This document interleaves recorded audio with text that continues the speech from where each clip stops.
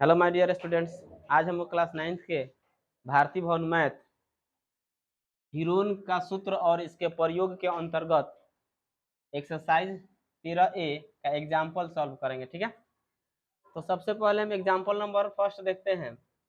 कह रहा है कि यदि त्रिभुज ABC में AB बराबर दिया है 3 सेमी, BC बराबर 4 सेमी और AC बराबर 5 सेमी दिया है, तो हीरोन के सूत्र के प्रयोग बिना त्रिभुज ABC का क्षेत्रफल ज्ञात कीजिए। कह रहा है इसमें हीरोन का मतलब जो हीरोन का फॉर्मूला है उसका प्रयोग नहीं करना है, इसका मतलब ऐसे त्रिभुज के क्षेत्रफल को ज्ञात करना है। तो सबसे पहले एक बात ध्यान रखना है, यहाँ पर जो है अंक हमको दिखाई दे रहा है ना, क्या क्या दिखा रहा है, 3, 4 और 5, ये ना अंक दिख रहा है हमको।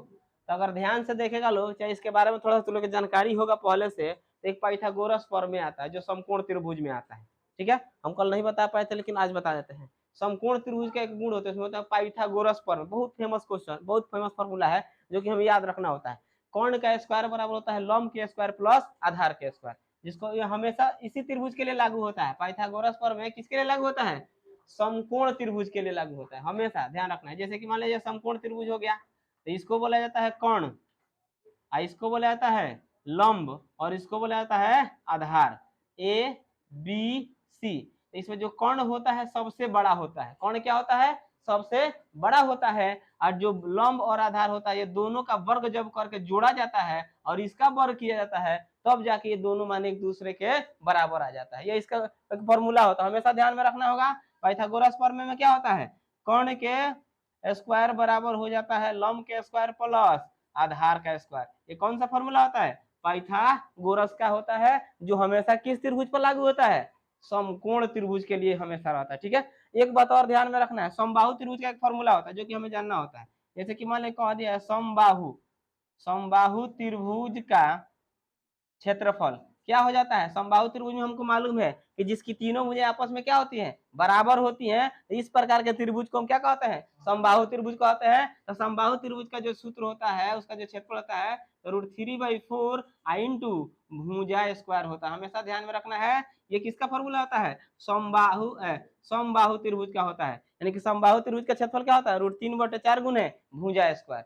अब एक बात और आता है, इसका फिगर अगर देखा जाए तो ऐसे नहीं बनेगा। किसका? समबाहु का, ये भी एक्स, ये भी एक्स और ये भी एक्स हो जाएगा।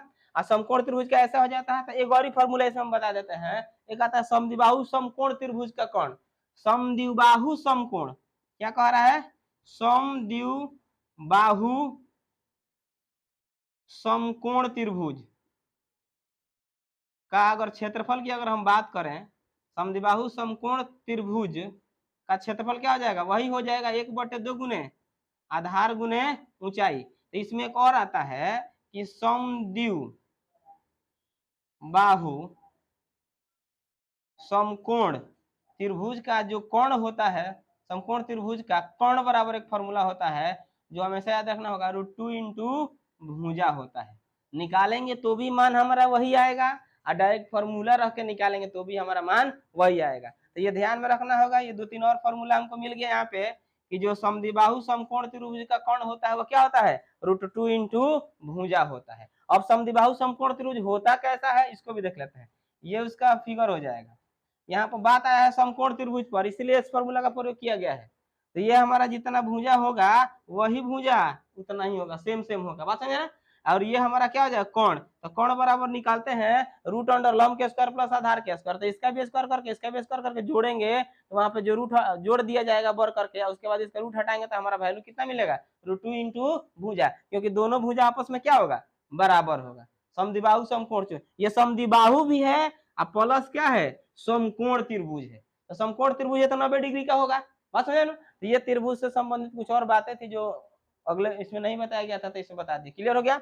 अब चलते हैं यहाँ पे। तो ये जो भुजा हमारा दिया है 3 सेमी, 4 सेमी और क्या दिया है? 5 सेमी। तो अगर एक तरह से हम देखें तो ये पाइथागोरस प्रमेय का मतलब पाइथागोरस प्रमेय का पालन करेगा। और जब पालन करेगा ये समझ जाना है कि किस त्रिभुज का भुजा होगा। ये हो जाएगा समबाहु समकोण त्रिभुज का भुजा हो जाएगा। कौन सा त्रिभुज हो जाएगा? समकोण। नहीं तो देखना तो हम देख सकते हैं, मान लेते हैं ये हम त्रिभुज बना दिए, ये त्रिभुज हो गया। जो सबसे बड़ा उसको माने कोण, अब बकिया के जहां मर्जी वहां लिख सकते हैं, कोई दिक्कत नहीं। मान लो ए है और ये क्या है? बी है और ये हो गया सी। यहाँ पर ए बी बराबर हमारा 3 दिया है ना 3 सेमी, ए सी बराबर कितना दिया है 5 सेमी, और बी सी बराबर दिया है 4 सेमी। यहाँ पर दिख रहा है ना। तो अगर इसको हम जांच करें कि अगर पाइथागोरस प्रमेय पर है कि नहीं है, तो देख लियो। तो आता है फॉर्मूला क्या, कि कर्ण का स्क्वायर बराबर लंब का स्क्वायर प्लस आधार का स्क्वायर। तो कर्ण हमारा कितना दिया है 5 दिया है, तो 5 का स्क्वायर बराबर लंब कितना हमारा है 3 का स्क्वायर प्लस आधार कितना है 4 का स्क्वायर। तो 25 3 तरीका 9 प्लस 4 16। तो 25 प्लस दोनों को जोड़ देंगे तो फिर कितना आ जाएगा 16 आएगा। अरे सॉरी 25 आएगा ना, 25 16 9 कितना आ जाएगा 25। देखो तो बाबू यहाँ पे ये दोनों बराबर आएगी कि नहीं है। ये कौन सा त्रिभुज है, समकोण त्रिभुज है, उसी का यह पालन कर रहा है। तो जब समकोण त्रिभुज है तो हमको मालूम चल गया कि ये आधार हो जाएगा और ये क्या हो जाएगा लंब हो जाएगा। बात हो जाए तो लिखेंगे त्रिभुज ए बी सी का क्षेत्रफल बराबर हो जाएगा 1/2 गुने आधार गुने ऊंचाई।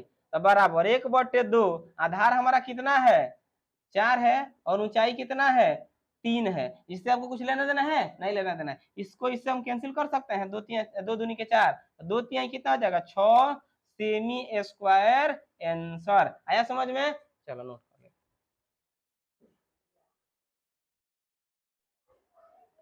चलो इसके बाद हम लोग देखेंगे इसका एग्जाम्पल नंबर दूसरा। क्वेश्चन सबसे पहले पढ़ लिया जाए। कह रहा है किसी समकोण त्रिभुज में छोटी भुजाएं 12 सेमी सॉरी 5 सेमी और 12 सेमी है, तो समकोण के शीर्ष से कोण पर लंब की लंबाई निकालना है। बात समझा। सबसे पहले क्वेश्चन हमको समझना पड़ेगा। कह रहा है कि एक समकोण त्रिभुज है, जैसे कि मान लीजिए हम समकोण त्रिभुज ले लेते हैं। यहाँ ये समकोण त्रिभुज हो गया हमारा। अब यहाँ पर क्या कह रहा है, इसकी जो छोटी भुजा है कितना कितना दिया है 5 सेमी और 12 सेमी, यानी कि कोण दिया नहीं है। इसको कोण बोलते हैं, इसको आधार, इसको लंब, दोनों में से जिसको चाहे हम यहाँ पर रख सकते हैं। मान लो यहीं पे हम 12 रख लेते हैं, 12 सेमी हो गया, और इसको मान लेते हैं 5 सेमी। ये हमारा क्या हो जाएगा ए, और ये हो गया बी, और ये हो गया सी। तो सबसे पहले हम काम करते हैं, आंख मूंद के पहले त्रिभुज का क्षेत्रफल निकाल लिया जाए, उसके बाद जो होगा सो देखा जाता है। ठीक है, तो लिखेंगे त्रिभुज ए बी सी का क्षेत्रफल, फॉर्मूला क्या होता है 1/2 गुने आधार गुने ऊंचाई होता है ना। तो हो जाएगा 1/2 गुने आधार हमारा कितना है 12, ऊंचाई कितना दिया है 5, 6 से काट देंगे 6 दूनी के 12, 5 6 के 30, तो 30 कौन सी सेमी स्क्वायर हमारा क्या आया क्षेत्रफल आया है। तो हमसे क्षेत्रफल नहीं ना पूछा गया है, पूछा क्या गया है, यानी कि ये जो हमारा समकोण त्रिभुज बना है, इसके शीर्ष इस पर हम जो लंब डाले हैं किस पर, यानी इस पे, यानी कि जो कोण पे, उसका लंबाई निकालना है, यानी ये निकालना है। मान लेते इसको डी, यानी कि बीडी की लंबाई निकालना है। तो एक बात और ध्यान में रखना होगा, इसको माने ये हम पहले निकाल लेते हैं, एसी निकाल लें, एसी को कोण बोलते हैं ना, यानी कि कोण एसी बराबर फॉर्मूला क्या होता है √अंडर लंब का स्क्वायर प्लस आधार का स्क्वायर, यानी कि कोण बराबर फॉर्मूला भी बताए थे कि कोण का स्क्वायर बराबर क्या होता है लंब का स्क्वायर प्लस आधार का स्क्वायर। स्क्वायर हटता है तो क्या होता है रूट चढ़ता है, तो वही स्क्वायर हटा है तो रूट चढ़ा दिए। ठीक है, अब देख लेते हैं लंब मान लेते हैं कितना दिया हमारा 5 का स्क्वायर प्लस आधार कितना है 12 का स्क्वायर। तो 5 का स्क्वायर कितना हो गया 25, 12 12 144, जोड़ देंगे तो कितना आ जाएगा 169 बराबर इसका वर्गमूल कितना निकलता है 13 सेमी। यानी कि ये जो भुजा की लंबाई टोटल है कितना निकल गया 13 सेमी निकल गया। अब इस फिगर को हम थोड़ा सा पलट के दिखाना चाहते हैं, या अगर फिगर अगर पलटेगा तो अगर ऐसे ना बन जाएगा, देखा तो ऐसे हो सकता है क्या, यहाँ पर हमारा क्या हो जाएगा बी हो जाएगा, और यहाँ पर क्या है डी है, और ये जो ऐसे पलटा है तो यहाँ पर मान लेते हैं ए है, और यहाँ पर क्या है सी। अगर ये भुजा को हम कह दे कितना 13 सेमी, यहाँ पर देख सकता है। अब ये क्या हो गया आधार, और ये क्या हो जाएगा ऊंचाई, होगा ना। इस फिगर को ऐसे पलट दिया गया है तो ये फिगर आएगा। अब बात यह है कि त्रिभुज का जो क्षेत्रफल है अगर इस विधि से निकालेंगे तो भी वही आएगा, हीरोन के प्रयोग से निकालेंगे तो भी वही आएगा, चाहे जिस विधि से निकाल लिया जाए। बात समझे ना, जिस विधि से हम क्षेत्रफल निकालेंगे क्या उसका क्षेत्रफल घट बढ़ जाएगा, नहीं बढ़ेगा, उतना ही रहेगा। बात समझा। अब फिर लिखना है कि त्रिभुज का क्षेत्रफल कितना हम निकाले थे 30 निकाले थे। इसका फॉर्मूला लिखेंगे 1/2 गुने आधार गुने ऊंचाई बराबर 30 हो जाएगा।